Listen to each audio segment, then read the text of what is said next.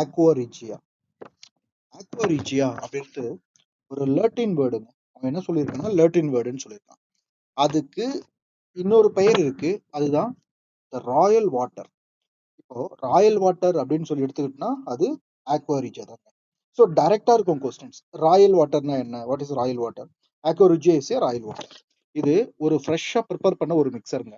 இப்போ நம்ம பல நாளுக்கு முன்னாடியே மிக்ஸ் பண்ணியிருப்போம், ஒரு மிக்சரை ப்ரிப்பேர் பண்ணியிருப்போம்.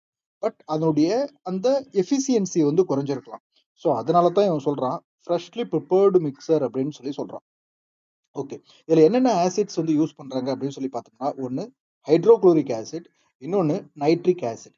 ஸோ ஹைட்ரோக்ளோரிக் ஆசிடும் நைட்ரிக் ஆசிடும் என்ன ரேஷியோனா 3:1 3:1 அப்படின்ற ரேஷியோல ஆட் பண்ணும்பொழுது நமக்கு ஆக்வாரிஜியா அப்படின்ற ராயல் வாட்டர் வந்து நமக்கு கிடைக்குது.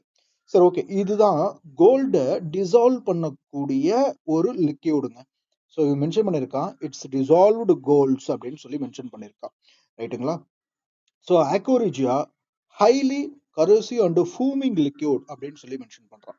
ஸோ ஆக்வாரிஜியா வந்து பார்த்தோன்னா ஹைலி கரோசிவ் அப்படின்னா மெட்டல்ஸை அதிகமாக அரிக்கக்கூடியது மற்றும் புகைக்கக்கூடியது. ஒரு புகை மாதிரி உருவாகும் அரிக்கும் பொழுது, கொஞ்சம் மேலே அப்படி எவாபரேட்டட் வேப்பர் மாதிரி வரும் போல.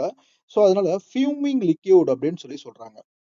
அது மட்டும் இல்லாம இந்த ஆக்வாரிஜியா அப்படின்ற ராயல் வாட்டர் தான் டிசால்வ்டு கோல்டு அண்ட் பிளாட்டினம் போன்ற ஹெவி மெட்டல்ஸை வந்து பார்த்தீங்கன்னா டிசால்வ் பண்ணக்கூடியது எது அப்படின்னு சொல்லி பார்த்தீங்கன்னா aqua regia. So what is heavy metals? Heavy மெட்டல்னா எந்தெந்த மெட்டல் எல்லாம் அயான் அண்ட் காப்பருடைய டென்சிட்டியை விட அதிகமா இருக்கோ அந்த மெட்டல்ஸ் ஹெவி மெட்டல்ஸ் அப்படின்னு சொல்லி சொல்லுவாங்க. இப்போ நம்ம கோல்டு எடுத்துக்குமே, கோல்டோடைய டென்சிட்டி என்ன அப்படின்னு சொன்னா 19,300 கிலோகிராம் பர் மீட்டர் கியூப், அதாவது 19,300 கிலோகிராம் பர் மீட்டர் கியூப். இப்போ பிளாட்டினம் எடுத்துக்கிட்டோம்னா அது 21,000, இங்க எழுதுறேன், 21,450 கிலோகிராம் பர் மீட்டர் கியூப். அப்போ 21,450 கிலோகிராம் பர் மீட்டர் கியூப்.